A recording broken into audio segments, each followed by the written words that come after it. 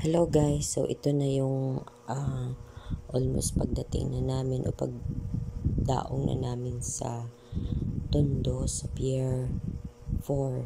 So ito yung paligid, ito yung matatanaw mo bago mag daong dun sa Pier 4. So ganyan, ang dami malalaking buildings, gilid.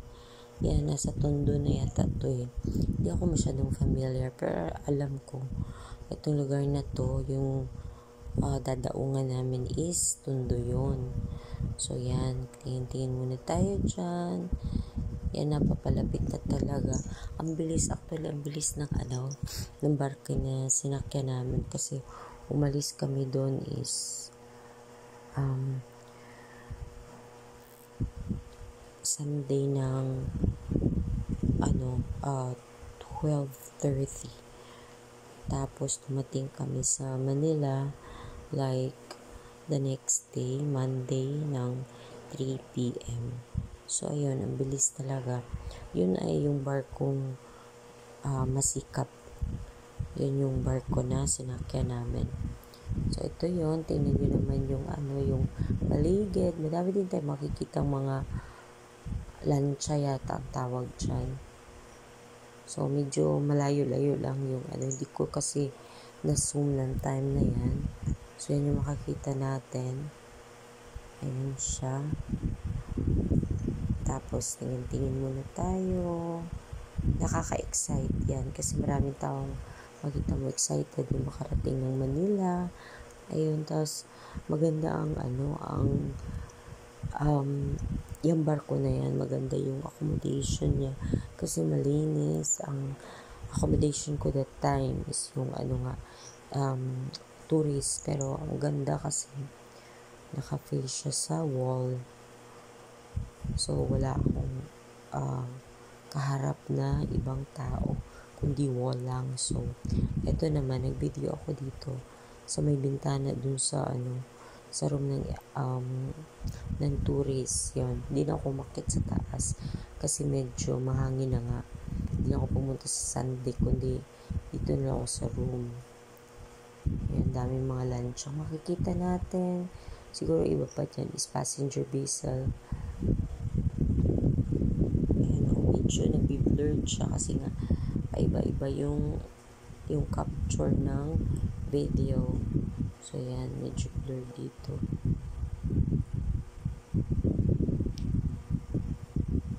Tapos kulang kasi under that time yung barko nga kasi dadaong tayo sa puerto ng Tondo sa Pier 4. So I think Pier 4 yata ang tugo ng mga barko sa Pier 4 ang daong nito kasi last time din ibang barko yung sinakyan ko, yung St. Francis yata yun, pero tugo pa rin yun, galing din ng Butuan kasi dalawa kasi yung nagbabiyahe from Butuan to Manila. So may isang Wednesday at saka may Sunday. So itong Sunday, ito din yung sinakyan ko nung from Batangas going to Butuan kasi mayroong biyahe at tugo ng galing Batangas punta ng Butuan City, pero wala pa silang yung pabalik from Butuan to Batangas. So kailangan mong sumakay ka na lang ng shuttle bus, yung ube na shuttle bus papuntang PTEX, tapos sakay ka naman ng bus papuntang Batangas. Ganun ang ginawa ko kasi wala kasing yung direct sa Batangas na barko. So yan, ang ganda diba? Ganda tingnan ng mga maliliit na lancha. Yan lang yung puro barko yung makikita natin kasi nga siya sa puerto. So alangan namang helicopter makikita natin dyan. Yun ay airport yun. Pero sa port, of course, mga barko, iba't ibang klaseng barko ang ating makikita. So yan, that time yung iba is very prepare na pababa nga ng barko. Pero ako that time is nag-video pa kasi malayo pa naman kasi Pero yung iba talaga ready na, nakita ko. Malapit na sila sa dun sa may hagdanan pababa. Nandun na sila nakalain na. Siguro mamadali din yung iba. Pero ako kasi hindi ako nagmamadali that time kasi nga sasakay naman ako ng shuttle bus. So okay lang yun. Hindi magmadali. So yan, may mga ganyan. Hindi ko alam kung anong tawag dyan. Basta yung pagkikita natin pag malapit na tayo sa Tondo, sa Pier 4, yun po ang makakita natin. Masyado na talagang high-tech ngayon ang Pilipinas kasi buruin nyo, ang dami na makikita ng mga ganyan. Unang panahon simple lang masyado. Pero ngayon, wow, papawaw ka talaga. Tapos yan, daan-daan lang. Tingin-tingin lang tayo dyan sa mga yun nga, barko.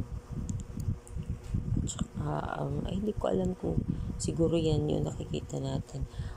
Siguro yan yung pagre-repair ng barko. I'm not sure. Basta tingnan nyo naman. So, sailing pa rin. Sailing, I am sailing. Super enjoy ko talaga yung accommodation ko. Yung last time. Ito nga habang nag-video ako.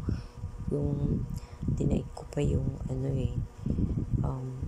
basta para sa akin mas siya kasi depende kasi yung meron din dyan na business class, maganda din naman, kaya lang ito kasi yung accommodation na avail ni nanay, kasi yun, maganda kasi may pahagdanan paakyat ng yung higaan, tapos wala kang kaharap, lang siya, wall ang kaharap.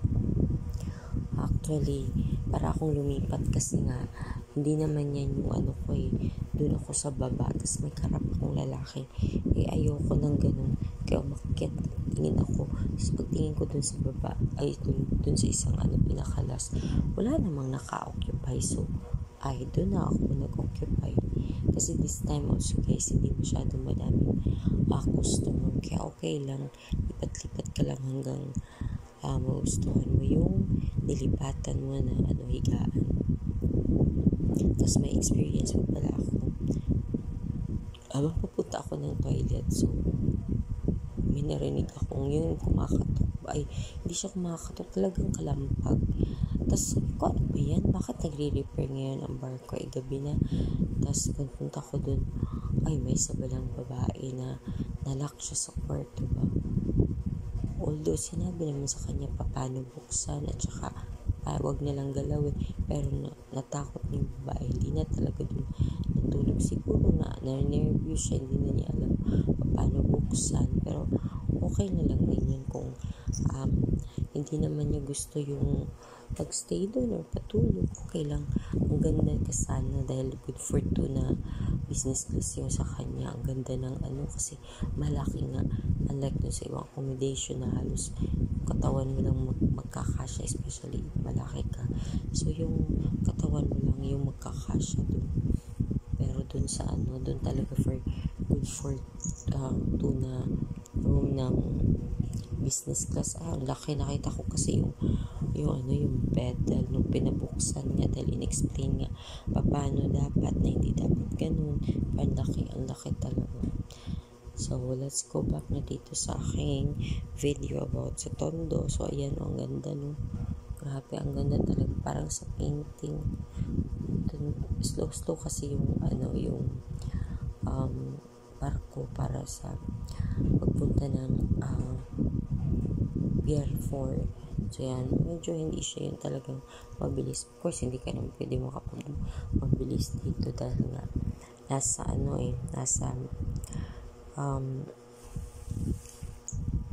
maraming mga barkong naka-dock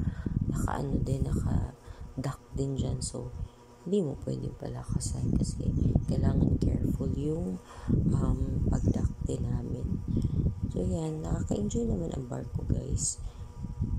Para sa akin, okay lang naman kasi may live band, tapos yung food, okay naman. Pwede ka din yung gusto mong milk tea o ibang klase ng coffee.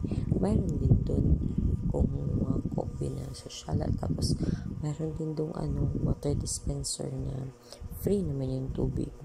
Tapos, meron din para sa hot, tapos isa sa cold. Ganon. So, tingnan natin. Ang dami ng container. Grabe. Ang yaman siguro ng nito. May-ari ng yung nasa condo na yan. So, yan.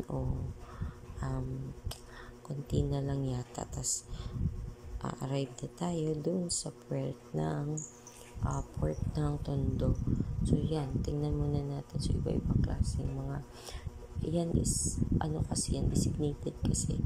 So, dyan siguro, dyan side na sa port na yan, iba din. Baka ibang liner din ang dyan nagdadaong. Kasi yung sa Tugo, ito dun lang naman talaga sa Pier 4. So, dun yung specific nila na location para dumaong. Para nga naman hindi magkalito-lito ang mga tao. Lalo na yung mga magpapasundo. At least alam nila nga nasa Pier 4 talaga sila. So, yan pa rin. Yun pa rin yung view makikita natin. So, maganda naman ang barko, guys. Pwede kayong matulog-tulog kapag nagbabike. Ano na lang yung gusto nyo. Diba? Ayan na, ang ganda. So, yan. Mayroon na. Makita nyo pa yung isang tugo. Mayroon pang tugo. Kasi malapit na talaga tayo sa. So, yan yung isang tugo. Tugo Masaya yata yan. Tingnan natin kung anong pangalan.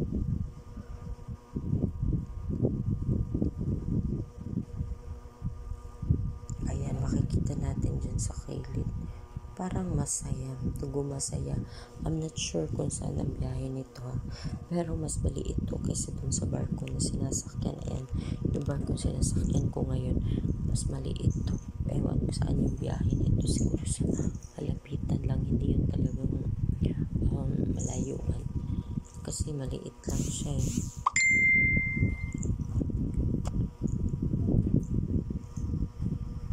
Ayan yun, Tugo, ano kaya na tugo to? Masaya.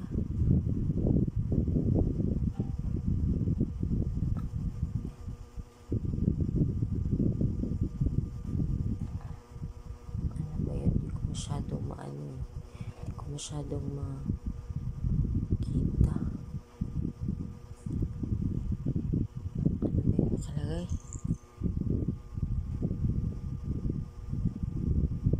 Basta, yun na yun. Hindi, kung makita niyo kung hindi ko kasi masyadong maalinag nakalagay dyan. So, ito yun, ang daming container ng Tugo. Lahat ng yan is Tugo container. So, dyan nagdadrop. O, diba? Ang ganda. Thank you for